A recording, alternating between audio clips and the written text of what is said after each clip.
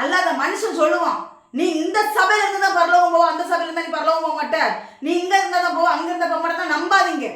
அதெல்லாம் வீணான மனுஷனுடைய உபதேசங்கள், மனுஷனா கற்பனை பண்ணி உபதேசிக்கிற உபதேசங்கள். பெண்கள் உபதேசிக்க கூடாது, பெண்கள் பலிபீடத்துல ஏறக்கூடாது, பெண்களுக்கு அந்த அனுமதியை கொடுக்கல, இப்படி எல்லாம் சபைகள்ல போதிக்கிறாங்க. கர்த்தருடைய பிள்ளைகளே, கடைசி நாட்களில் என் ஊழியக்காரர் மேலும் என் ஊழியக்காரிகள் மேலும் என் ஆவியை ஊற்றுவேன் என்று தேவன் சொன்னார். எப்படி? ஊழியக்காரன் மேலும் ஊழியக்காரி மேலே ஊற்றுவேன் சொல்லியிருக்கிறார். அப்ப அந்த ஊழியக்காரி யாரு?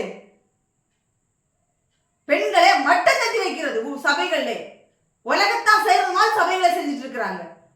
கர்த்தருடைய பிள்ளைகளே, ரொம்ப கவனம். நான் தான் போவேன், நாங்க தான் பரலோகம் போவேன்னு சொல்ற கூட்டத்தை நம்பாதீங்க.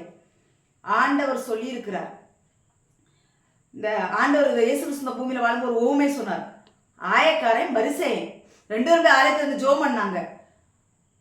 ஆயக்காரன் ஜோம் பண்ணான், பாவியாகி என் மேல் கிருபையாயிரும் ஆண்டவரின் ஜோம் பண்ணான். பரிசேயன் எப்படி ஜோம் பண்ணான்?